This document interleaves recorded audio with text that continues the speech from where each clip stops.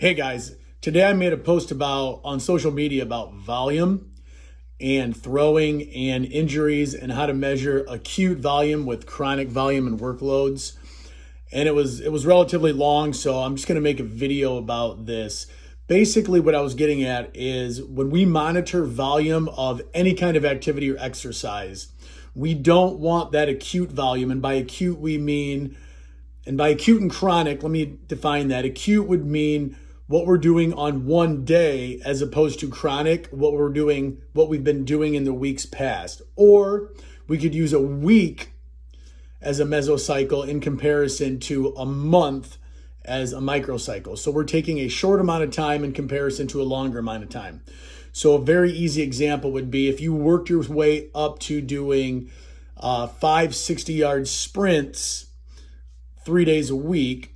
The next week, you wouldn't want to do 10 60-yard sprints every single day. That volume would far supersede the volume you previously did, and it would increase your chances of developing an injury like a hamstring pull or developing some kind of soft tissue. So my post was in reference to pitching in baseball and softball. So an easy example would be if you ramp up properly and the most amount of pitches you've made in a practice is 100, counting warm-up pitches and your bullpen, and you go into a game, you don't want that acute volume to be more than 1.2 to 1.3 times what your chronic volume was. So if your previous top pitch count in practice worked up to 100, and I'm just using 100 as a round number, you definitely would not want to go over 120 pitches. You would want to stay under that. In fact, if you can stay at 0.8 to 1, so if you could do 80 to 100 pitches, you're going to be at a much less of a chance of getting injured. It's going to be a reduction in your chances of getting injured. Now, if you increase that by 30 to 50%, so if you do 1.3 to 1.5 times that chronic workload. So if your pitch count was 130 to 150 instead of the 100 that you've built yourself up for, the chances of injury increase exponentially. Now, not only does this happen acute, like we talked about, like on a day compared to a weekly amount of volume, but it also happens throughout the week. So it's important to understand that when you're talking about a tournament style play. And this is where coaches really need to be aware about pitch counts with softball players, in my opinion. So if you have a softball pitcher that practices pitching 2 to 3 times a week on their own, hits up a pitching lesson, and then has a day where she, simulates a bullpen or a game, and she's getting 500 pitches total in the week, she does not want to exceed that by more than 1.2 the following week in competition. So for example, if she works up to her first tournament and does 500 pitches, that's what she's been doing per week, and she gets to that tournament and she throws 300 pitches, she needs to take that volume into account the next week. So she wouldn't want to do more than 300 pitches the total week afterwards. That total then would be 600 pitches for her, 300 in her tournament, and then 300 the following week in practice, giving her 600. So 600 over 500, 6 divided by 5 would leave you underneath that 1.2 to 1.3 threshold where injury risk increases exponentially.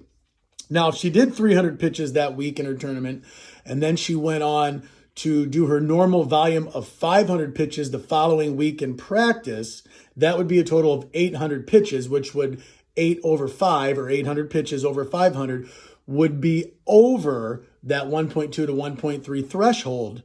That would increase her chance of her risk of injury exponentially. So using the numbers for these practitioners, coaches, parents, players, keep these ratios in mind.